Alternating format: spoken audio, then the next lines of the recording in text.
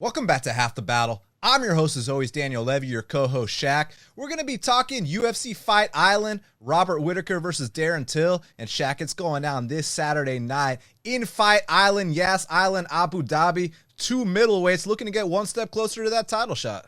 Yeah, man, this is such a great fight. Rob Whittaker, former UFC middleweight champ. I remember the run this guy had a few years back, beating Uriah Hall, beating, Correia, Raphael Natal. I mean, he beat a lot of good guys. Then he won the belt against Yoel Romero, defended the belt against Yoel Romero, had some time off in between. And we know his last fight didn't go his way against Adesanya, who's been doing his thing, undefeated world champion. And now he's looking to redeem himself after some more time off against Till, who who was also down in the dumps. Two bad losses back to back to Woodley and Masvidal at 170. Some say it was a little too much too soon, but he bounced back with a nice win over Gastelum. But I'm interested to see how he does in his second fight in this weight class now that he's a little bit more comfortable. So I'm excited. Yeah, look, this fight's going to tell us a lot about both guys, because with Robert Whittaker, we said that, man, it's going to be tough to come back the same after those Yoel Romero wars, and then you saw the subsequent fight against Izzy. He got knocked out. And for Darren Till, man, he had some bad results at 170 the last two fights against Woodley and Masvidal, but he goes up to 85. He beats a top 5 guy in his middleweight debut. He feels like this is the right weight class for him, but we're going to find out firsthand Saturday night, because Robert Whittaker is the ultimate test at middleweight. Yeah, Robert Whittaker is the ultimate test. In the fight, a former world champion in your second fight, I mean, that's a test. So Till, he ain't asking for no easy tune-up fights in this new weight class. I mean, he's coming right in and he's swimming with the sharks. Yeah, no doubt about it. Well, Shaq, let's get right down to business, because first up, in the bantamweight division, we got a matchup between Nathaniel Wood, he's 16-4, and John Castenada is 17-4. Currently, they got Nathaniel Wood minus 525. The comeback on John Castenada is plus 415. Well, look, John Castenada is no slouch. Look, coming into the UFC with a 17-4 record, he's got all the experience you can get outside the UFC. So he's definitely paid his dues. He's definitely earned this call. It's just, do you think this is too much too soon against a hot prospect like Nathaniel Wood? Yeah, I don't think Wood, going into his last fight, I don't think he was as good as a lot of people made out to be. I think he's very chinny. But other than that, I think he's a solid fighter. And yeah, this is just too much too soon for Castaneda. Wood's like a top, 25, 30 guy. This, Castaneda, unfortunately, this is how it works, man. Sometimes these newcomers have to take that short notice ass whooping in their debuts to get in, and I think that's probably what's going to happen here. Wood's too fast, too sharp for this guy, better everywhere. So yeah, I got Nathaniel Wood. Maybe Castaneda lasts a little longer than most debutants in this spot, just because he's a little bit more experienced, but I think Wood should get the finish somewhere along the way. Yeah, look, Castaneda is tough as hell. Obviously, he's got some Mexican in him, so he's going to come to fight, and he's experienced, he's seasoned, so he definitely earned that UFC call. It's just that now we're going to see, are you a prospect or not? Because Nathaniel Wood, I mean, his nickname is the prospect, and he's very legit. And I agree with you. I was also kind of like, man, that's a shame that he lost that Dodson fight, because I thought that was a very winnable fight for him. But regardless of that, I think it's important for every fighter to take that first UFC L, and hopefully now he's going to come back better from that. And look, man, he's got nice calf kicks. His ground game is on point. If he can take the back, he can maybe lock something in. But bottom line is, I think Nathaniel Wood's got more tools to win, so I'm going to pick him to get this one done. Now, next up in the welterweight division, we got a matchup between Ramazan Emeev. He's 18-4, and Nikolas Stolze is 12-3. Currently, they got Ramazan Emeev minus 425. The comeback on Nikolas Stolze is plus 340. Well, Shaq, I mean, we've talked about Ramazan Emeev many times, and we said that if you're not quite ready for the clinch master, he's going to go out there and win an easy decision against you. Now, I'm not quite convinced that Stolze's had the proper seasoning outside the UFC. Look, he comes in with a good record, but to fight Emeev is a completely different ballgame. I mean, you think he rises to the occasion, or is this going to be a tough out in his debut? Another one of these, the short notice debutant is gonna have to take that ass whooping right off the bat. I like Stolze. maybe down the line, but this is a whole different ball game now that he's in. And, Emeev, this is a good fight for Emeev to go in here, do his typical thing, bomb off on the punches, tie this guy up, calf kick him, do the whole Russian coast bit and win a lopsided decision on the cards and go home, back to Russia. Like, Stolze, he's solid, but it's just you can already see in the clinch that Emeev's gonna, kill the clock here and beat him up. So I got Ramazan Emeev. I think he's better everywhere. I agree with you, man. To come into your UFC debut and fight a guy like Ramazan Emeev and to win, you got to bring something serious to the table. You got to present some real threats to him. And while I like Stolze, he's exciting, he's solid, he's paid his dues to an extent, I still think he hasn't fought anyone on this level ever before.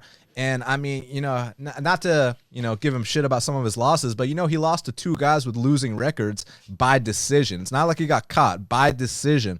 And whether they were robberies or not, the fact that you're not making it clear enough against guys with losing records, what's going to happen when the clinch master gets you up against the fence and kills the clock and does the whole bit? So, yeah, I think you said it well, man. I got Ramazan Emeev here via decision. Now, next up in the bantamweight division, we got a matchup between Bethe Correia, she's 11-4, and Pannie Kianzad is 12-5. Currently, they got Pannie Kianzad minus 155. The comeback on Bethe Correia is plus 135. Well, Shaq, it actually opened minus 115, Pannie Kianzad. So they opened it a pick'em with a slight lean on Kianzad, but the public ran away with it. They feel like, hey, Kianzad's the clear-cut winner here. And I mean, look, Bethe Correia has fought with basically all the best women in the weight class. So this might arguably be a step down for her. Do you think that matters, or you got Kianzad here? I think Kianzad looked good her last fight. I think she did her thing against Rose Clark. But, I'm not so 100% sure to just go ahead and say, oh, man, Kianzad, she's turned the corner. But, it did seem like a couple years back she had a rough stretch. And then she fought Julia Avila, got beat up pretty good in that one. And then, she did her thing against Rose Clark, won every round, kept the punches straight. I think she's younger, took in less damage somewhat than Bethe Correia, a little faster, a little sharper on the punches, 100%. It's just I still consider Bethe Correia like, for these younger, more inexperienced girls in the UFC, a little somewhat of a tough test. I mean, look, Bethe, I know a lot of people like to talk shit about her, but Bethe is still a tough test, man. She beat Jessica Eye. She beat Shayna Baszler when that meant something. She's beating some good girls, man. But yeah, Bethe is slow, but she's got a lot of power, and maybe that power makes Kianzad a little bit hesitant to throw, and maybe this starts becoming one of those close split decision type of fights. So I don't personally have that conviction on Kianzad. Yeah, I slightly leaner. I think she's younger, fresher, took in less damage, a little faster on the punches. I don't see Bethe being the type to necessarily shoot the takedowns. And I also think that her last fight against Eubanks just completely, fell out. I think she blew herself out in that first round. It was a very dominant first round. But yeah, I think Kianzad will probably, beat her to the punch with the straight punches when Bethe is looking for those big hooks and, edge out a decision. But I'm not as confident as everyone else is. Yeah, look, I think that Kianzad's probably the cleaner striker. Like you mentioned, those straight punches down the pipe. So I think she's going to come out here and win the first round. It's just that I think Bethe Correia is a lot tougher than her. I think she's more experienced. I think she's fought better fighters. And if in that second and third round, Kianzad starts dropping off the output, or maybe she gets clipped with something and, the fight starts getting a little tough, that's where I favor Bethe Correia. And I know it, the punches might not look the prettiest, but, in her last fight against Sijara Eubanks, she was a massive underdog, and she proved that if you're not quite ready for this level, Bethe Correia is going to go out there and win that decision. And honestly, man, all of her losses, minus the Ronda Rousey one, were all close fights. Like even the Holly Holm fight, those first two rounds were pretty damn close. So I feel like she's being competitive with the best fighters in that division, win, lose, or draw. And I'm not quite sure that Kianzad's quite there. So I'm actually going to go with Bethe Correia to win the second and third round and edge out this decision. Now, next up in the heavyweight division, we got a matchup between Tanner Boser, he's 18-6, and Raphael Pessoa is 10-1. Currently, they got Tanner Boser minus 265. The comeback on Raphael Pessoa is plus 225. Well, Shaq, you see what a big knockout will do to your betting line. I mean, he goes from a pick'em to now he's a minus 265 favorite. Is that warranted for Boser? I mean, is this a clear runaway matchup for him, or you think Pessoa might have something for him? Yeah, I'm not too impressed with Pessoa. He's kind of wild, sloppy, tough big guy, 265. So he's got some weight, height, reach, and all that against Boser. So he's got some good things going for him, I guess. But Boser's a lot faster, a lot more sharper with the shots, just a lot more knowledge of the striking game. Pessoa, he's exciting, but man, there's a lot of openings. The Cyril Gane fight, no, both of them lost to Cyril Gane, but man, the way he lost, it was like, I don't want to say a quit job, but it was like, he just was completely nowhere near that level. As where Boser, he got his ass whipped too, but he had a little bit more to offer. I feel like as long as Tanner Boser doesn't back up against this guy and be a little hesitant to throw and move backwards, he should be fine. I do think he can find a knockout somewhere along the way. I think Pessoa leaves a lot of openings. It's just, minus 260. It's a little bit much. I feel like Boser's better as like one of those underdog type of fighters. But I like I said, I'm not impressed with Pessoa. His last fight against Hughes just didn't throw. So if Boser does something like that, maybe Pessoa's a little live. But I'm gonna go with Boser. I think he's the better fighter. Minus 260, it's a little much, but we'll see. Yeah, look, Pessoa is exciting to watch, man. He's a big boy for heavyweight. He's going to be a lot bigger than Tanner Boser. He's going to have like a 3-inch reach advantage. He's going to have a height advantage. And in the early going, Pessoa is a dangerous dude. I mean, he comes out there throwing all kinds of kicks. And, if Tanner Boser is resting on his laurels just because he got a first-round knockout his last fight and he didn't take this one seriously, then, Pessoa could be live for a knockout. And another thing I want to say, I wrote this down, is that these quick turnarounds haven't exactly been going according to plan for some of these guys. You got Roosevelt Roberts. He looked the best he's ever looked against Brock Weaver and then looks the worst he's ever looked against Jim Miller.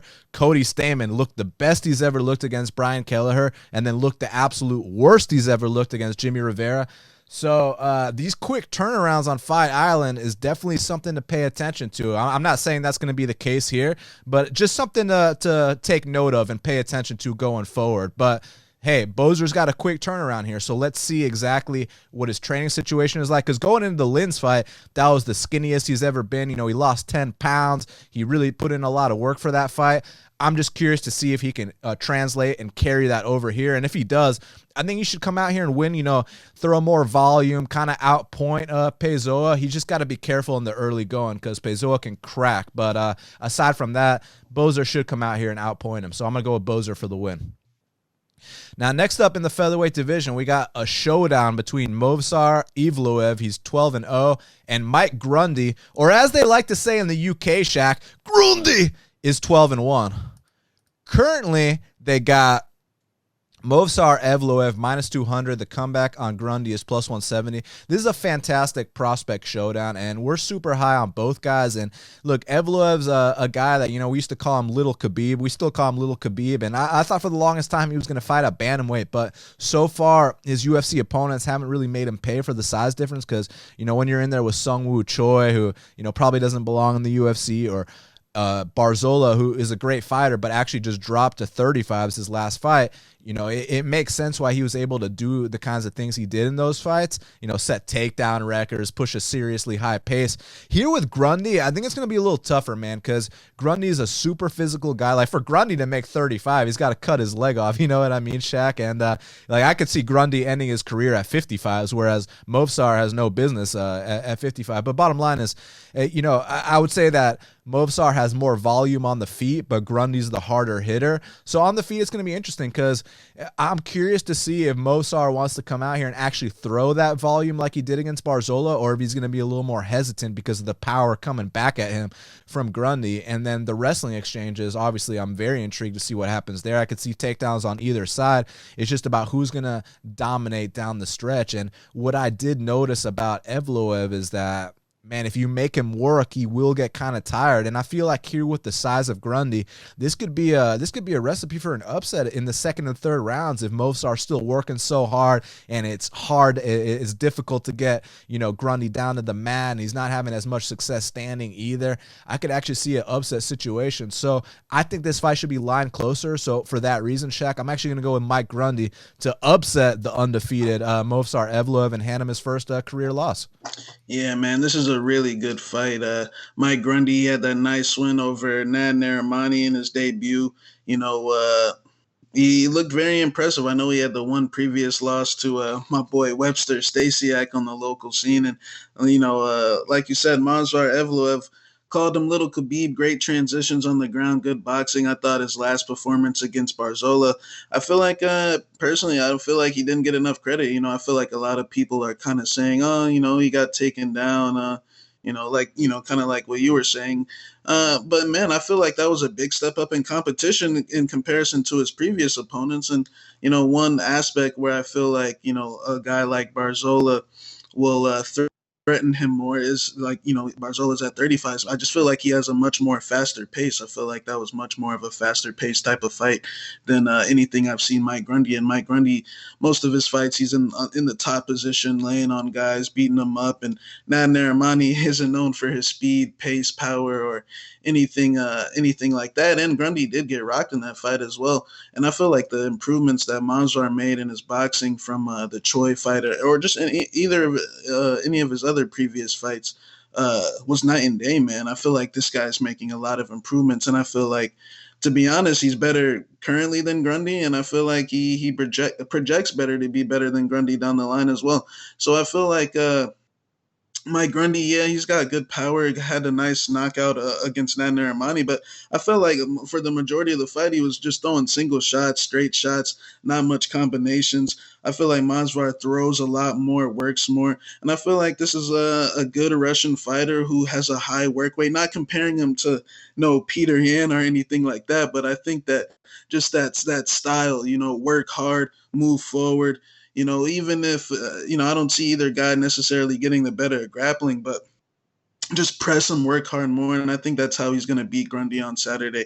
I think he's going to outwork him. I actually think that he could possibly hurt Grundy along the way on the feet as well. And I feel like a lot of people are sleeping on the competition jump that this guy had his last fight, man. Barzola, although, he's not doing necessarily too hot, man. He's got wins over Benitez. He's got some solid wins, Ultimate Fighter winner. So I feel like it deserves some respect. Grundy's a tough guy, but I just don't think he's as well-rounded as Movsar, and I don't think he's as talented. So I'm going to go with Movsar Evloev by decision. Now, next up in the heavyweight division, we got the return of Jake Collier. He's 11-4, and Tom Aspinall is 7-2. Currently, they got Tom Aspinall minus 235. The comeback on Jake Collier is plus 195. So I guess there's a lot to talk about with this fight. Jake Collier's been out 3 years, actually coming off a win his last fight over Marcel Fortuna back in 2017, but he's taken a lot of time off. And personally, I don't really think that heavyweight's that bad of a move for him because, he kind of has the frame already, 6'3", has a 78-inch reach, so I don't really think he's going to look pregnant like Vellante or anything. I think that he could be, just another serviceable heavyweight. And here with Tom Aspinall, so when I first heard the matchup, I was like, oh, I get to fade the guy coming off the 3-year layoff and this and that. I was hoping Tom Aspinall was going to be this hot prospect, but I can't say I was that blown away by the Tom Aspinall footage, man. And, he trains with Grundy, with Darren Till, over there at Calbon. And, he's decently well-rounded. He's knocked guys out on the feet. He allegedly has a black belt in jiu-jitsu, which, I got to find out who his professor is. No disrespect or anything like that. Let's just say he's not like a Fabricio Werdum black belt or anything like that, comparing heavyweight black belts. But He is a black belt, so we'll give him that. I just feel like it's a situation where, look, Aspinall's got power on the feet. He's decently well-rounded. I mean, I wish his takedown defense was a little better. I wish he had a little more experience so I could, really know for sure that we can trust him at this line. But I'm just not quite convinced. I feel like, look, Jay Collier could come out here and lay a complete egg coming off the 3-year layoff. There's no doubt about it. But if he comes out here looking anything like what he normally looks like, I feel like it could just be a competitive back and forth type fight. Like, I feel like this is the best guy that Tom Aspinall's ever fought in his entire career. So it could be a close fight for that reason, but it could also be a stoppage for Aspinall if Jay Collier comes out here, pregnant like Vellante, if he comes out here and this is some kind of joke. So I'm not really sure what to think. I'm going to lean with Aspinall, but I think there's a potential for this fight to get sketchy. Yeah, I think Aspinall, he's fought all cans for the most part. Apparently he's a sparring partner for Tyson Fury. I heard, I couldn't tell. Allegedly brings him in the spar, but allegedly he's a black belt. I like what I've seen. I'm not going to say anything, necessarily like bad about him. It's just not against high level guys. And Collier, yeah, Collier, he's kind of sloppy. And let's just be honest, the odds are stacked against him. He moved up to 205 for the Fortuna fight, where I actually thought he looked pretty good. My initial thoughts were, Jake Collier, isn't that guy the guy with the spins that's a complete can? I know he likes to throw a lot of spins, but they actually kind of work for him a lot of times. But I feel like Collier is just, the odds are stacked against him. He comes, I forget what state he's from, but it's like one of those. I remember that he said he trains in like a little woodshed gym. Like I remember from a few years back. So Collier, he's a tough guy, and he actually has a good pace, but he does leave himself open. At times, he has run himself into the ground, and I'm interested to see how much he weighs at heavyweight. If it's like 240, like 230, then maybe it's a good sign. But if he's up where them 250s, then it's like, damn, okay, he's been hitting the Twinkies hard, during quarantine. So, I'll go with Aspinall. I think he's bigger. I think this weight class is more suitable for him, most likely. I think he's got cleaner hands as well. It's just that I've never seen anyone push back against him. And one thing I'll say about Collier is, man, he's got a good pace. His last fight against Fortuna, he moved forward the entire time. He beat him up pretty good. So I actually thought that was the best he's looked. So, maybe I know he had a USADA suspension, the 2-year. I'm not sure exactly what he took, but let's see how he looks. Now, next up in the welterweight division, we got a matchup between Nicolas Dalby, he's 18-3-1, and the return of Jesse the Body Snatcher Ronson is 21-10.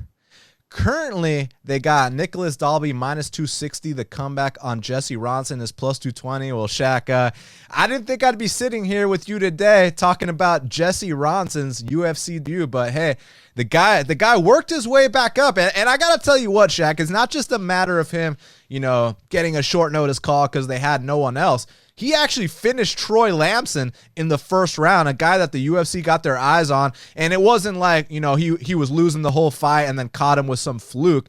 Like, Jesse Ronson beat the shit out of Troy Lamson. He dropped him. He took him down. He choked him out. Like, he destroyed Troy Lamson. So, hey, here's your UFC call, and you get to fight a guy in Dalby who beat Zaleski, went to a draw with Darren Till, beat Alex Cowboy. But I mean, look, Jesse Ronson's been in there with a lot of tough guys himself. You already know his first UFC stint went to splits with Prezerish, with Kevin Lee, with Trinaldo. So he knows what real competition is like. Even fought Nikolai Alexakin outside the UFC, plus the win I just mentioned over Troy Lamson. So this kid's experience. It's just, is he ready to fight at welterweight at the UFC level? Yeah, man, Ronson is an interesting cat, man, because I actually can see him fighting at 170s, because when I was watching his fights, I was like, this dude's pretty jacked, for 55s. He's pretty muscular. So yeah, I definitely could see him fighting at 70s. And, like you said, he fucked up Lamson pretty good, but Lamson, watching that fight, it just seemed like, a guy that's nowhere near UFC caliber. And Jesse Ronson put it on him. So yeah, he could take care of guys like that. Nicolas Dalby, on the other hand, is very experienced, a very smart fighter, very good IQ, very good work rate, doesn't quit. Nicolas Dalby, when all those things I just said are kind of like intangibles, he's work rate, very smart, he things of that. The only issues with Dalby is he's very chinny. He gets dropped a lot, he gets rocked a lot, and he charges straight in at times, which leaves him, super open for like straights and uppercuts, and that's what gets him into trouble in some of his fights. But other than that, man, he's got a very solid MMA game. The ground game's on point. He switches stance. He's very solid. And Ronson, man, he kind of surprised me because I forgot about those 3 splits back in the day. But I went back and watched a couple of them. I mean, look, he's solid. Like the kid can strike 100%. Like he definitely knows what he's doing on the feet. It's just his issue is the decision part. Like he's not a guy that's gonna go out here and win a decision against these UFC caliber guys, in my opinion. I think that he can fight tough possibly and give you, if you're laying chalk against him, I think he could possibly give you a scare, just because he is a good striker. He does land some good shots in a lot of his fights, and he's fought freaking top-notch competition throughout his career, even outside the UFC as well. Fought Natan Schulte.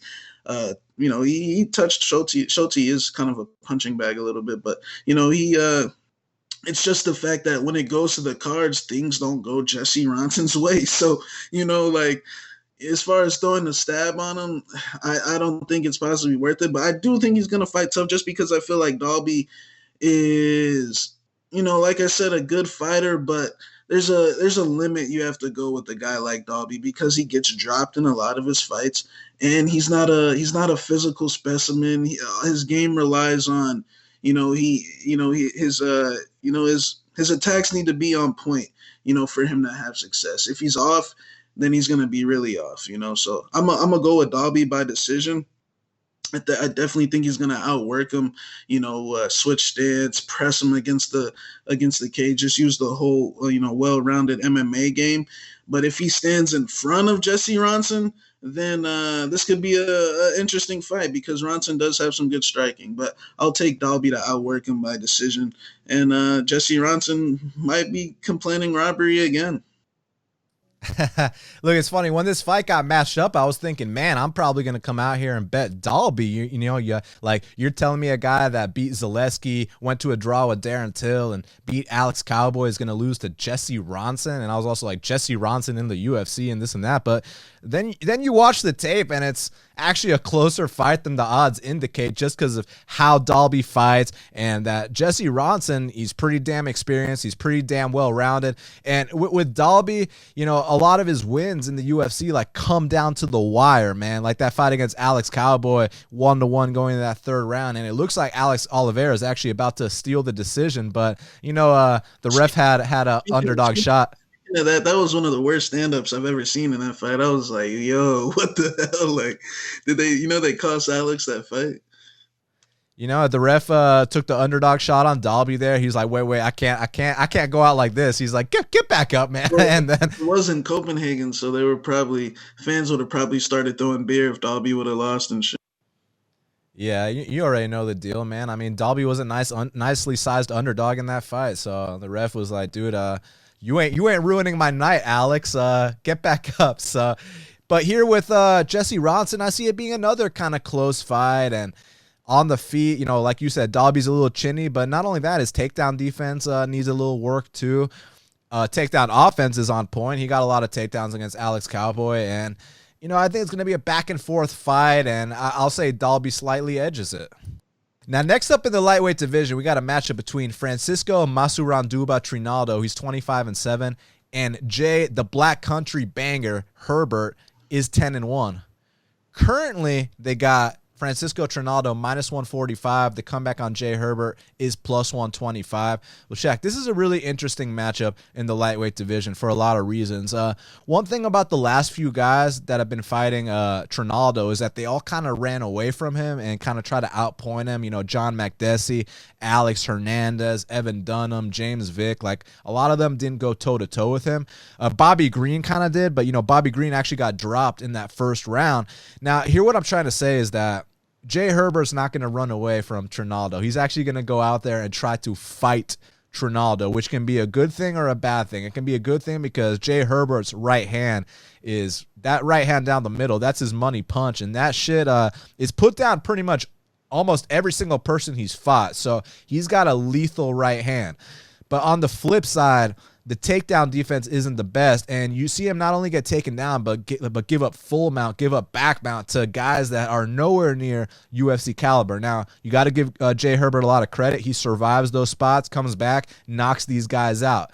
The thing here with Trinaldo is Trinaldo's so damn experienced that if Trinaldo gets on top of Jay Herbert, I'm not convinced that Jay Herbert's going to be able to get back up. And on the feet, I mean, look, Trinaldo, this is the first knockout threat he's fought in a while, man. He's got to be careful here because that right hand of Jay Herbert is money. And, they start standing and banging in the pocket. There's upset potential. There's a chance that Jay Herbert can go out here and actually knock out the very tough Francisco Trinaldo. There's also a chance Trinaldo can land some stuff on him. I don't think Jay Herbert has the best chin, but offensively speaking, Jay Herbert is a monster for sure. So what I think is going to happen is I think Jay Herbert's going to get in his face, and if Jay Herbert can't knock him out, I see Trinaldo actually mixing in takedowns and having a lot of success on the mat in this fight. So I'm going to go with Trinaldo to win another decision and show why he's one of the most badass guys in the lightweight division.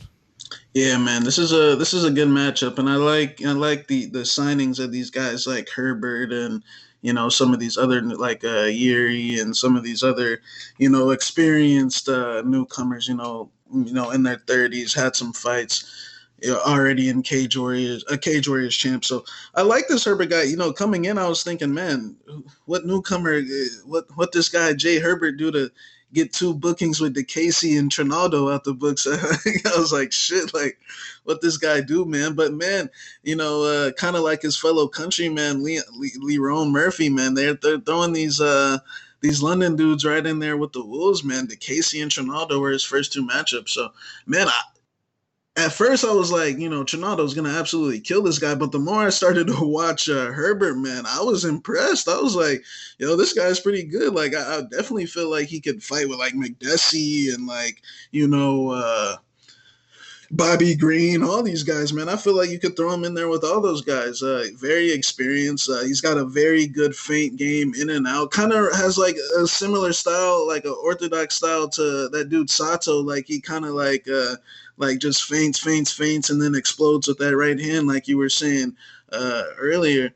And Trinaldo, like you said, man, it's kind of, I feel like there's 2 different versions of Trinaldo. Like, like you were saying, a lot of guys are scared of him. I mean, dude hits super hard, it's Master and Duba. Of course, dudes are scared of him. Alex, Vic, all those dudes, Bobby Green, and McDessie, all those dudes had a game plan of trying to avoid him. But then I've also seen a different Trinaldo where, like you said, if there's a knockout threat present for him, then maybe he's a little bit hesitant. Maybe he's not throwing as much. And I feel like in a lot of his fights, he has spurts of that, like the Alexander Hernandez fight, even though we all know, who the real winner of that fight was. I had a bet on Trinaldo. There's not, 100% he could have done more. He could have thrown more. Alexander Hernandez, in my opinion, isn't as much of a knockout threat as Jai Herbert. I know he knocked out Dariush, but I think it's safe to say at this point that was one of the bigger flukes of the later decade. So I think that no, I'm just kidding. It wasn't a fluke, but I think that Jay Herbert, if he comes ready, I feel like he can make Trinaldo a little bit hesitant to throw, which could make this fight a lot more closer, and maybe Jay Herbert could either edge out a decision, a controversial decision, a decision, whatever, or potentially get a knockout. But then now we, on the Jay Herbert side, we have no idea if his chin could take this kind of power. That definitely a big step up in competition, but just from the outside looking in, it seems like he's had the right build up to this type of moment. It seems like he's had, the right fights. It seems like he's been tested. But like you said, he has been giving up full mount. And Trinaldo has gotten some takedowns. I remember he took down Vic, if I'm not mistaken, a couple times. He definitely has gotten takedowns, but he necessarily hasn't held the guys down. But you could tell Herbert's grappling clinch game still needs some work. So so I definitely think Trinaldo should be the favorite, but I agree with where it's lying, right now, currently, a slight lean Trinaldo, but he's getting up there in age. Those are the type of guys that, I wouldn't argue against fading. I feel like I don't think he's like on a decline per se, but I just think that he's stagnant. I think it's the same old Trinaldo. If he feels like he might get knocked out, he's gonna, the volume's gonna slow down. And I do not think Jai Herbert's gonna run away from him at all, man. And I feel like a newcomer, man, he might be, this might be, in comparison to McDessie and Bobby Green. These guys got all surgeries and baggage and McDessie, I mean, that guy's that was a waste of time. He didn't even fight Trinaldo, like Benson Henderson and them were trying to like weasel the judges like from the state. It was sad, to be honest. But I mean, I slightly lean Trinaldo, but from a betting perspective, I think it's Herbert or pass. I feel like he can get this upset. Now, next up in the welterweight division, we got the return of Khamzat Chimaev. He's 7-0, and Rhyes McKee is 10-2-1. Currently, they got Chimaev minus 1250. The comeback on Rhyes McKee is plus 800. Well, Shaq, a couple things we got to talk about. So, obviously, this is the biggest favorite on the card in Chimaev. He looked unbelievable in his UFC debut. But, he's dropping to 170 for this fight. So he's got to drop at least 15 pounds since the last time we saw him. And these quick turnarounds on Fight Island, the guys haven't actually performed their best. But this is a super favorable matchup. I'm curious to see what he looks like at welterweight. And another thing I want to say is, people are calling this kid a future world champion. And while I agree, he's definitely a top prospect. I mean, look. He looked amazing against John Phillips, but Charles Byrd looked amazing against John Phillips too. So I think we need to relax a little bit and let him develop. He's gonna run. Jack Marshman beat John Phillips. Dude, tons of guys have beat John Phillips. Look, he ran through him, no doubt about it. But Charles Byrd ran through him too. And people are like, "Are you comparing Chimaev to Charles Byrd?" No, I am not. That's not even close to what I'm saying. All I'm saying is that if much lesser dudes ran through John Phillips, then it's no surprise that Chimaev did too, is what I'm saying. Now, Shaq, I know you recall when we max bet Luis Pena to beat Richie Smolin, the leg lock guy. And one of the reasons we max bet Luis Pena in that fight was because we watched a 3-round fight between Richie Smolin and Rhyes McKee that actually went to a draw, and we were like, dude, none of these fucking guys belong here. And now Rhyes McKee, interestingly enough, he has a knockout win over Jay Herbert, so he's definitely paid his dues since the Richie Smolin fight. He's definitely gone on a win streak, done what he's got to do to get this opportunity. So he's gonna come out here. He's got a nice record, 10-2. He's been doing this thing, knocking guys out, but Saturday night is where that ends, man. I feel like his takedown defense isn't ready for Chimaev. On the feet, Chimaev's got some stuff too. I just see Chimaev going out here and running through Rhyes McKee. So I do think the line is warranted in this spot. Yeah, man, I like this. I like what I know it's Phillips and all, but just the way the kid was talking afterwards, man, I definitely see this guy creeping up towards the rankings at some point. I feel like they got him on the slow build. There's no need to rush it. Give him these Rhyes McKees and these, Phillips, these guys, so he can smash them. But yeah, we already know what the deal here, man. It's about to be Matt Return City. This guy Rhyes McKee is about to get his ass. He's about to get put through that ringer, man. He better be ready.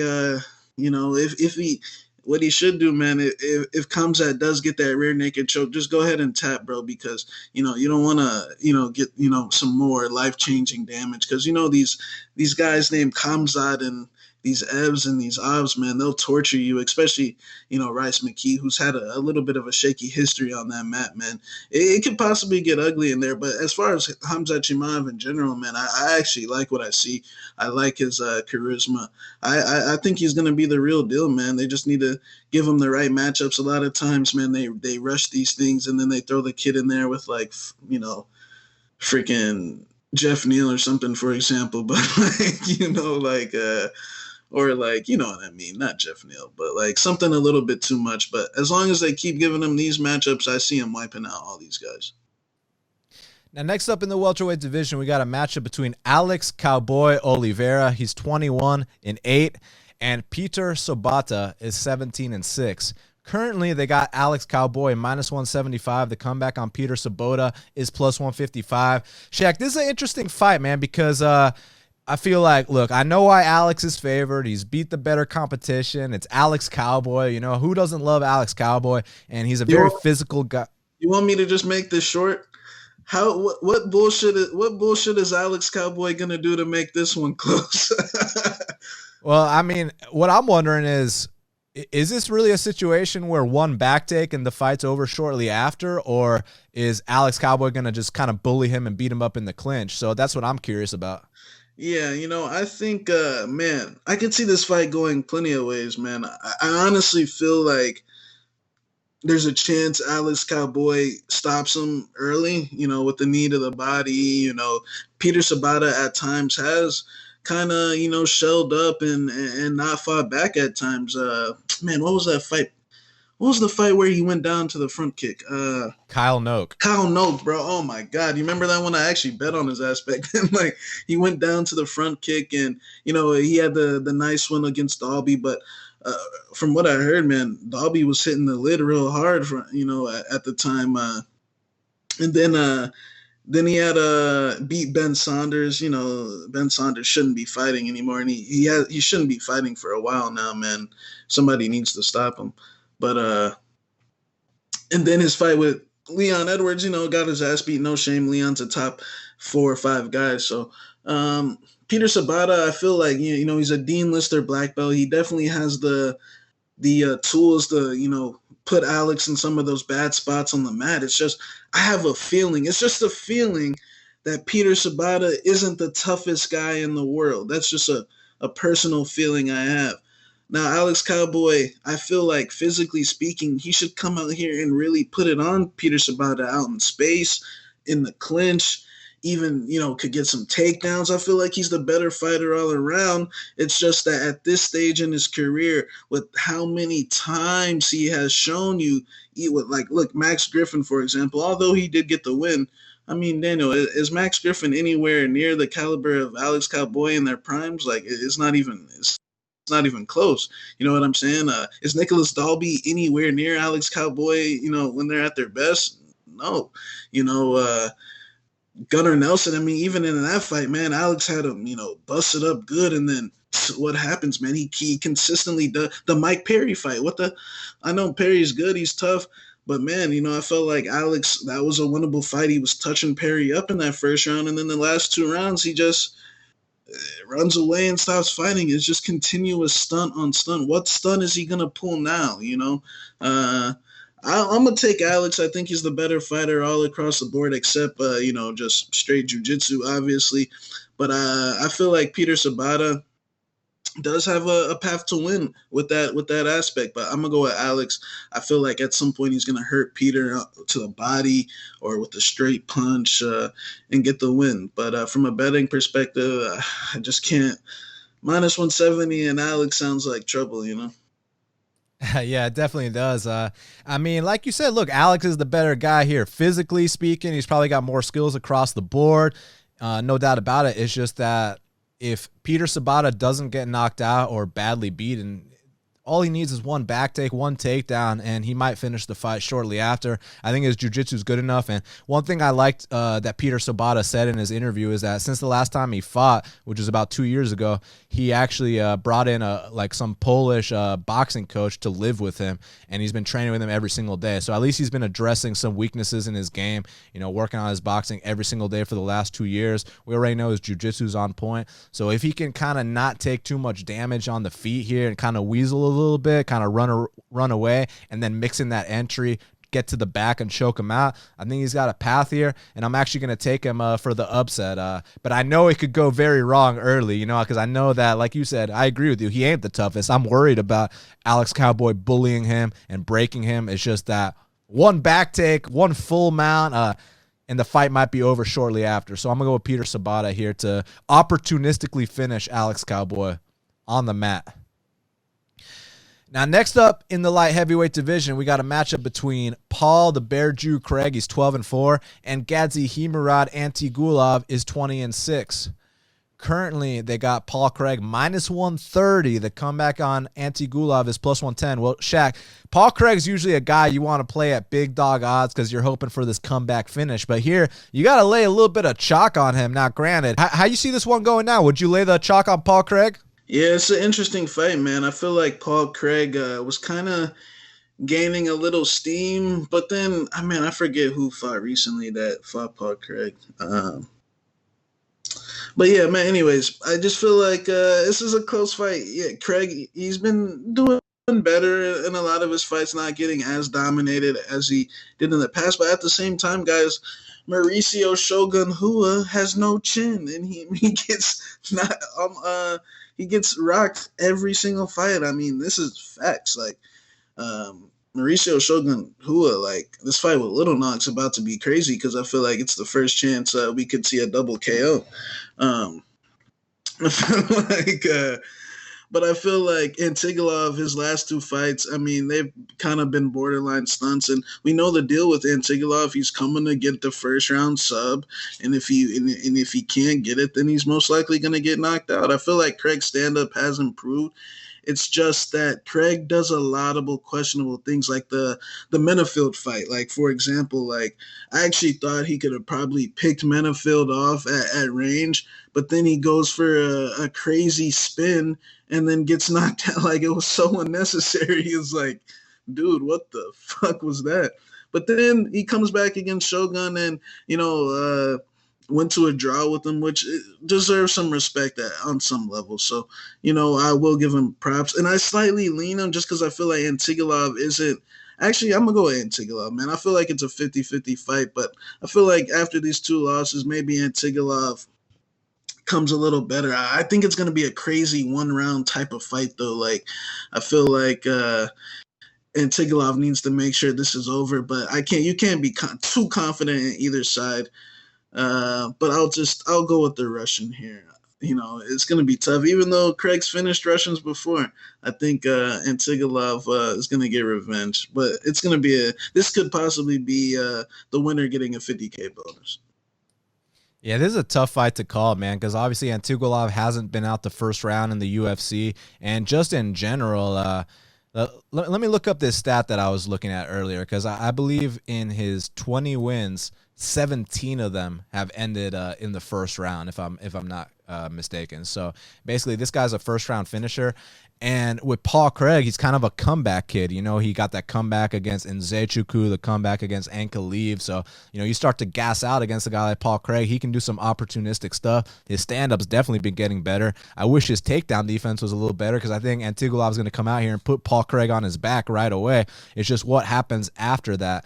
I think if it's a first-round finish, that kind of favors Antigulov, but if it goes past that, from what we've seen, Antigulov doesn't really have the gas to go 3 hard. So I'm going to lean with Paul Craig. It's just that laying chalk on a guy like Paul Craig sounds like a sketchy situation to me, but I'm going to still lean him, so we'll see what happens. Now, next up in the strawweight division, we got a matchup between the former champion, Carla Esparza. She's 16-6, and Marina Rodriguez is 12-0-2.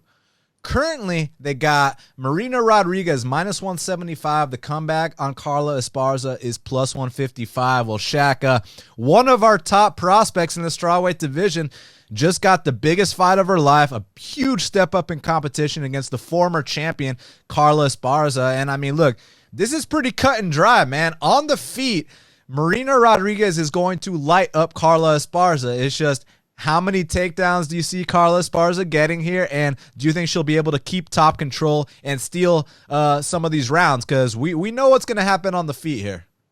Yeah, I feel like this is a good fight for Rodriguez, man. I like Esparza. She definitely kind of evolved along the years, from her prior self who had completely no stand-up. Now she, can threaten a little bit, but at the same time, man, she's still going close with these girls that I consider nowhere near Marina's level. Karate Hottie, I felt like that fight could have went either way. The Grasso fight, I felt like she edged it, but we know what happened in the third round. And the Jandiroba fight, that was Jandiroba's debut, but it was a good fight, man. I feel like Esparza's tough, definitely gets good takedowns. The issue is I just don't think she has the top control as in comparison to Calvillo, for example. I know she beat Calvillo back in the day, but I feel like Calvillo's jiu-jitsu and top control and the way she passes is a lot better than Esparza's, man. So I feel like Esparza's more so just laying the guard,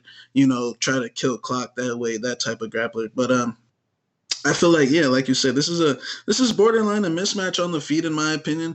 I feel like the low kicks are going to be a big, big weapon. She can't get too happy with those, but I feel like Marina could bust her up in the clinch as well. And I felt like she looked the best she ever had. But yeah, she needs to continually get better on that wrestling. But man, this girl's only been a pro fighter for 5 years. Half of that was in Brazil, where we know the female MMA isn't necessarily the best. And she didn't get an opportunity to fight,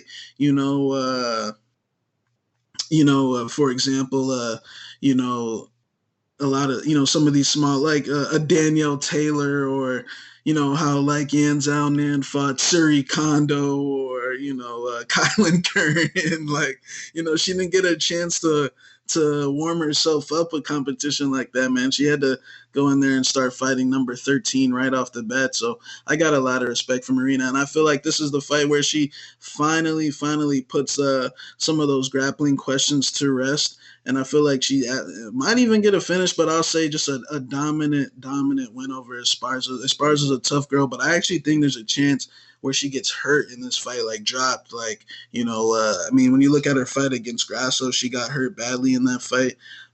And she just leaves a lot of openings on the feet where, girls like Karate Hottie, who are not as vicious, not as mean, are not going to capitalize on those type of spots. Jandaroba and the Grasso aren't going to capitalize on these spots, but I feel like the length and the viciousness of Rodriguez is going to take her to a decision win here, and a dominant decision win. So I got Marina Rodriguez.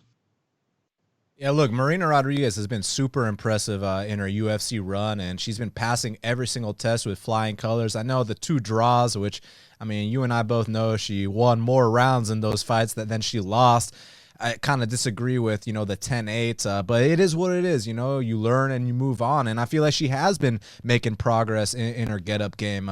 Even in that Cynthia Calvillo fight, like, what people need to understand is that when Cynthia Calvillo takes these other girls down, they usually get choked out in the first round, like Botelho and all these other people she finished. Whereas Marina Rodriguez took the damage, then she gets back up and keeps marching forward. So that shows me that, she does have the wherewithal up here mentally to keep pushing forward. She doesn't break. And obviously on the feet, obviously, like, we can talk about, the volume difference and the striking technique difference and all that stuff, but like, what about the distance and the range? For Carla to close this distance and actually take down Marina Rodriguez, she's going to have to kind of charge head first like Joseph Benavidez. And I feel like when she does that, she's going to eat so many shots up the middle. It's just Marina's got to, like you said, not be too kick happy. Like when you throw a kick at her, pull that kick back real quick. Don't let her catch the kick and take you down. Because like the only takedown she landed against Karate Hottie was because Karate Hottie threw a lazy ass kick and got taken down with it. You know what I mean? But I don't really see that being the case here, man. I feel like Marina knows her distance well. She's so much taller. She's so much longer. She's so much more vicious. She has more potential. This is going to be the biggest win of her mixed martial arts career, man. So, and I do kind of see this being like the Joanna versus Carla fight, and people will counter me and say, but Joanna has elite takedown defense. It's like, yeah, now she has elite takedown defense. Now that she's at ATT. But if you actually backtrack, she wasn't at ATT for that Carla fight. And back in the day, the biggest criticism for Joanna Jędrzejczyk used to be her takedown defense. I know you remember the first Claudia Gadelha fight. I know you remember even the Carla Esparza fight. That was before she was at ATT, and she still had enough to go out there, stuff those takedowns, and light up Carla Esparza. So I see a similar thing happening here with Marina Rodriguez. I think she's ready for this big test. I think she's going to come out here and pass it. So I'm going Marina Rodriguez to get the biggest win of her career over the former champion Esparza. Now, next up in the heavyweight division, we got a matchup between the former champion Fabricio Vaicavalo Werdum, he's 23-9, and Alexander Gustafsson is 18-6. currently they got Alexander Gustafsson minus 330. The comeback on Fabricio Vaicavalo Werdum is plus 270. Shaq, I'm just going to start off by saying I think this line is off, man. I feel like this is a case where I know Werdum looked like shit his last fight against Olenek, so that's kind of where it's coming from. But, like, Gustafsson looked like shit his last 2 fights, too. Gustafsson even retired after the Anthony Smith fight. And let's talk about that Anthony Smith fight, because people try to act like, oh, Gustafsson was owning him, and then he just lost to the comeback kid. And that's not what happened. Anthony Smith was actually out there winning rounds against Gustafsson. Anthony Smith won the first round against Gustafsson, and then, he took him down in the 4th round and choked him out, and the last 2 times that Gustafsson was on the mat in his last 2 fights, he was finished shortly after. And one thing about Fabricio Werdum, I know he didn't look his best his last fight, coming off the layoff and this and that, but, like, he still landed takedowns in that fight. He still landed takedowns the fight previously against Volkov, and I truly believe that had the Volkov fight been a 3-round fight, there's a chance that, it might have been a split decision. Like, those first 2 rounds, that whole fight was close until the 4th round. Volkov ran away with it, but, like, Werdum was landing takedowns throughout those first 3 rounds. So all I'm saying here is that I heard an interview with Werdum. He said that for the Olenek fight, that, it was at the beginning of the pandemic, so he had no sparring partners. He didn't do any strength and conditioning. He barely trained for it. Whereas this time, after all the criticism he received, he said this time he had a complete camp. He brought in people to spar with him. He did strength and conditioning. He did the whole bit. So I'm expecting a better Werdum here. And with Gustafsson, it's like, I'm not going to disrespect him and say he was overrated his entire career, but, like, because it's like he had the one good fight with John Jones where it was documented that John Jones didn't train at all for it. John Jones still beat him, and that's about the extent of it. They fought again. I heard John was in VIP at the strip club doing coke before the fight. You know what I mean? Like the week before, literally. So, and John still won. Then they rematch. John takes him down one time. The fight's over shortly after. So I'm not buying this whole Gustafsson's back thing, and now he's moving up to heavyweight. That's desperation. I mean, he retired. He said, I don't have it anymore. You never heard Werdum say, I don't have it anymore. So I just think that, look, if it's a pick'em fight, then maybe, whatever, you can roll the dice. But, like, Werdum should not be plus 270. If you got in on that plus 300, I think that's the way to go.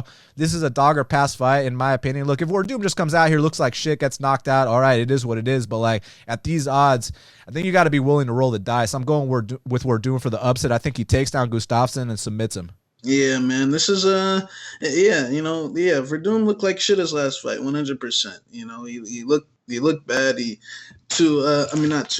USADA situation. So, Werdum is definitely trending down 100%. But to sit here and act like Gustafsson is any much better, I mean, and I know this might offend some people, but kind of like Benavidez in a way, like last week. I feel like Gustafsson's one of these guys that have been coddled his entire career, man. I feel like this guy, what's his record in his last 10 fights? Like 3-7, like 4-6, 3-7, somewhere, something like that. But, like, I feel like this guy, I'm not going to say he's been overrated. I think at one point he was a top contender, but for the last, like, 4 or 5 years, what has he done that's of any significance? Like, this guy went out there, for the first fight against John Jones, a lot of people thought he won. A lot of people thought he would do good. For all those years, he was saying, everyone knows I beat John Jones. But then, you get stopped against Rumble in Sweden. You kind of have some wins here and there. You get your rematch title shot. We saw what happened there. It was to the GOAT, but, you got finished again. But then Anthony Smith, before that fight, I already could tell Gustafsson was looking to check out, because going into that fight, he was saying, man, if I can't beat Anthony Smith, then, maybe I shouldn't be doing this anymore, and that's exactly what happened. And Anthony Smith didn't just beat him. And like you said, the whole notion that Gustafsson was out there, edging the rounds and won every round up until that point is an absolute joke. I mean, from what I saw, it was a guy, who was running away, terrified, and, and I feel like he's very mentally weak. weak. You put him in those bad spots, man, he'll check out and he'll look to go home. And Verdum, one thing I know about Verdum is he ain't never been no quitter. Now, Verdum, he can't move, and he's a punching bag at this point. So if Gus moves on the outside and hits him with the uppercut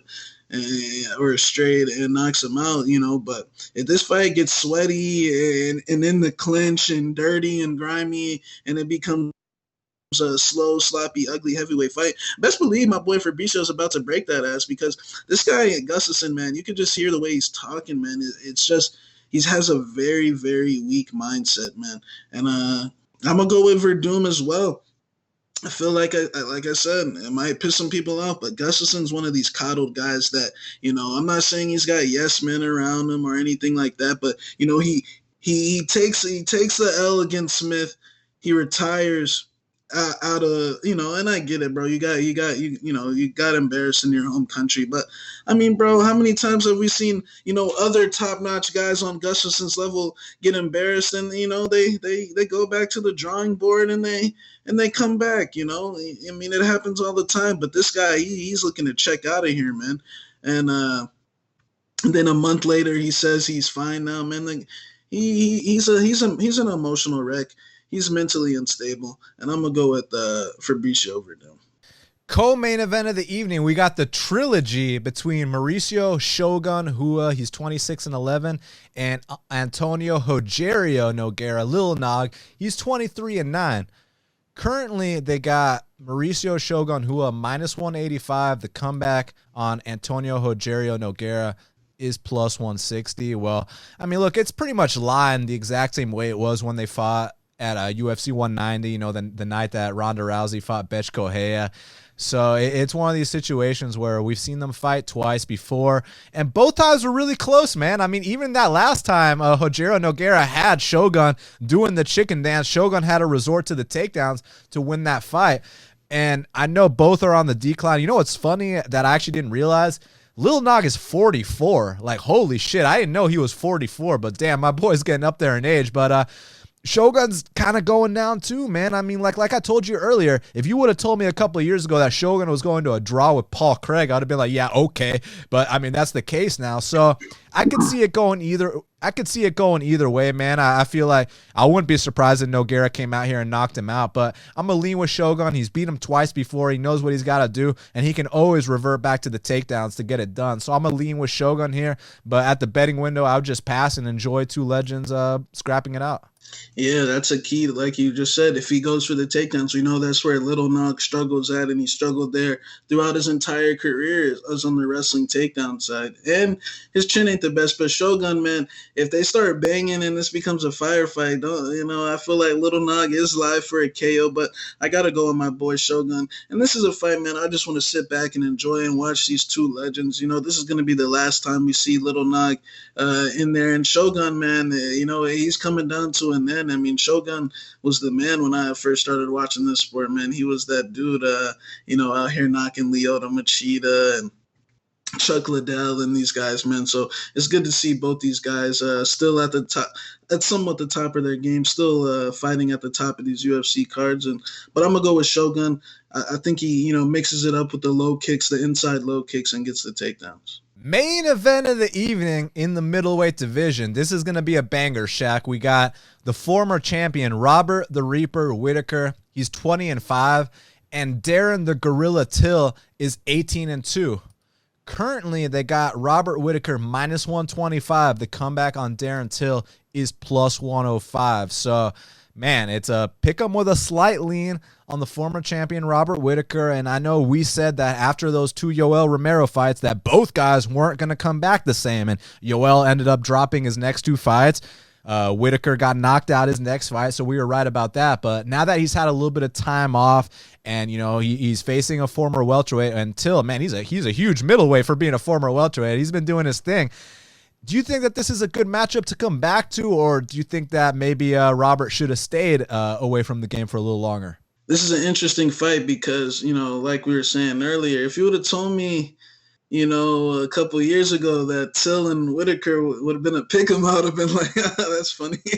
Rob, man, I feel like Whittaker, was a great champion. You know, the Yoel fights were, you know, legendary, great fights. Some people still don't think he. I know people to this day that say Yoel got robbed. They say that was one of the biggest. The second fight, that was one of the biggest robberies of all time. But you know, I still think Whittaker did enough to get the job done. And we know his attack, he kind of leaps in and, you know, throws these big, vicious looping hooks, or, comes up with a head kick. And, man, to be honest, like, I think, you know, he had a great run, but, just, disregarding this Till fight, I just feel like long term, I do not see Robert Whittaker ever. Well, I know he ain't getting his belt back. I know that for a fact. But I don't ever see him having the success that he once had. And I'll tell you why. I feel like his style is it's good offensively, but defensively, man, he fights with his hands completely down. And the way he enters the pocket is just like, just leaping in. And, with guys like Till, who throws straight shots, or Israel Adesanya, who throws nice straight punches, man, he's meeting them right in the middle. And that's why he's been getting rocked in a lot of his fights. I feel like Yoel Romero could have even possibly knocked him out, or, won the decision if he just, upped the volume. But for whatever reason, we know Yoel doesn't like upping the volume. He gets up 2 rounds against Izzy and then he stops fighting. So, but I think I don't think Rob Whittaker will ever be the level that he once was. Now, Till, on the other hand, I don't want to make the jump the gun and be like, oh, Till's a new man at 185s. He's back. He had a nice win over Kelvin. I don't know how that went to split. I thought he clearly won. I thought he picked his shots well, looked good the first 2 rounds, but I'm still seeing signs of Till. He does this weird thing where, like, when they get in close, he like reaches his hands out and leaves his chin like just like a statue sky high in the air. And against better guys, best believe another KO loss is incoming. Like, best believe you put him in there with Paulo Costa and some of these other guys, bro. That chin's about to be up there in the upper decks, man. I think I feel like it's a year ago, I'd have been like, Whittaker wins this fight all day. And I slightly do lean Whittaker. I feel like he has more power. I feel like Till is good and he's got good timing. And I feel like he could possibly, in the later rounds, I feel like Whittaker has a very physically taxing style, a bouncing style, that in the late rounds, you already seen, him make mistakes, that where in the late rounds, he starts dropping those hands, that bouncing movement slows down. It's very, he could get dropped and possibly knocked out. The thing with Till is, man, I just feel like he throws the same combos over and over again. I know he's got the 1-2 in the left hand, but I mean, hey, that's all he's needed. Who am I to tell him it's gotten him this far in his career? But I lean Whittaker. It's not a very confident lean. I just feel like he has more power. I feel like he's a little bit more stronger. And I feel like he could get a possible like second round knockout possibly. But I have my doubts on that. But from a betting perspective, it would be dog or pass for me. I feel like Whittaker, I don't want to say it was an overrated champion, but it was more of I feel like he was just keeping that belt warm for my boy Izzy or Paulo Costa. I feel like both those guys, I mean, Izzy already ran through him, but I feel like, those two guys will, beat him 10 out of 10 times. But I'll go with Whittaker by third round knockout. Close fight, but we'll see. Yeah, I mean, look, the thing with Whittaker is that when he was champ, he was ahead of all the top guys at that point in time. Because back then, it was the Chris Weidmans, the Michael Bispings, the Jacares, those were like the Luke Rockholds, those were the top guys in the weight class when Rob came along and won the belt. So he was clearly, ahead above all those guys. It's just that now, like you mentioned, the new middleweight division, Izzy, Paulo Costa, like it's a completely different generation, right? So Rob did what he had to do back then. And I remember when he was supposed to fight Michael Bisping, for a number one contender fight. And I still to this day think he would have beat the great Hall of Famer Michael Bisping. And I was actually going to bet Whittaker in that spot. But, fast forward, he's lost his belt, and I think it's a situation where the early going definitely favors Whittaker, but the later rounds favor Till. And, Till actually dropped Wonder Boy in the 5th round of their fight, and Till's a guy that gets better as the fight goes on. It's just one of these things where you're right about, the limited, shot selection or whatever that Till brings to the table. It's just that he's really good at disguising those shots, man. He's really good at making it count. Like, he knows exactly when to throw that 2, the 1-2, the left kick, and he makes it work. Like, he's at the highest level making that shit work. So he's really good at disguising his game. His feint is on point. He makes himself look really big inside that octagon, the way he puts his arms wide apart and this and that. And with Whittaker, man, he throws some violent stuff at you, man. I mean, those head kicks he was throwing against Izzy, they didn't land against Izzy, but they might land against someone else, and they were being thrown with vicious intent. And I think he's going to come here a little bit more calm than he did against Izzy. Izzy was like a suicide mission. It was like kill or be killed type ordeal. I mean, it's always going to be kill or be killed with Rob, but I'm saying I think if he has a little more control, he'll have more success. This is a tough fight to call because I feel like Whittaker's got more skills. He's more well-rounded. He's got a wider arsenal, but Till might be a little hungrier just in the sense that Whittaker's already won the belt. He's already defended the belt. Like, he doesn't need this shit anymore. Whereas, Till still goes to bed every night dreaming about that belt, dreaming about that day that he can have that moment with that belt wrapped around his waist. And that hunger counts for a lot, man.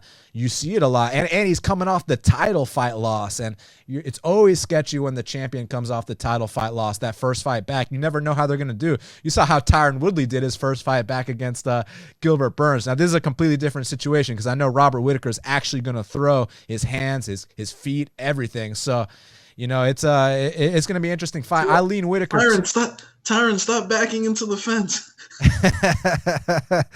Like, I lean Whittaker in the early going, but I feel like, this hits the 3rd, 4th, and 5th round, and Till can definitely have some success. Till could definitely drop Whittaker and knock him out. He might be able to kind of intercept him or counter him when Whittaker's charging forward, but it'll be interesting. I lean with Rob Whittaker. I think he's the better fighter here. It's just that, sometimes it's not the skill of the man. Sometimes it's the will of the man. And I'm not saying Whittaker doesn't have the will. That's not what I'm saying at all. I'm just saying Till is still hungry to touch that belt one time in his life. Whittaker's already accomplished that. So, that has to count for something. I'm going to still lean with Whittaker here, but we'll see what happens. It's a close fight. Well, Shaq, now we got to talk about the fight to watch and the fighter to watch. So what is the fight to watch for UFC on ESPN 14? My fight to watch is going to be this featherweight fight between Movsar, Evloev, and Mike Grundy. I feel like the winner of this fight's a big-time prospect and deserves a big fight next. And when you get these prospect showdowns, man, you got to appreciate them because, a lot of times they like to, keep the prospects away from each other. So I like this fight. This is my fight to watch. Yeah, it's definitely one of the fights to watch for me. My fight to watch is going to be Francisco Trinaldo versus Jai Herbert. I mean, this is going to be a lot of fun because Jai Herbert's not going to try to run away from Trinaldo. He's going to actually come to fight him, which in turn is we're going to see what Trinaldo's got left at 41 years old. Everyone's always counting him out, but he's an ageless wonder, and he's got a very tough opponent in front of him. So for that reason, Trinaldo versus Herbert is my fight to watch. Well, Shaq, who is your fighter to watch for UFC Fight Island 3? My fighter to watch is going to be Marina Rodriguez. She's got one of these weird UFC records. She's 2-0-2. And, man, if she can remain undefeated with a win over a big win, like a dominant win over a former UFC champion in Esparza who's on the streak herself, I feel like she's a couple fights away from the title, man. It seems like that strawweight division at the top's changing a little bit. So, Marina Rodriguez to make it from Contender Series Brazil. Would she be who's ranked higher? What's their rankings? For what? For Marina? Yeah, and Carla. So basically right now they got Marina number 9, Carla number 7. So if she gets this win, she'll, beat a top 7, which means top 5 is next. So Marina Rodriguez is my fighter to watch.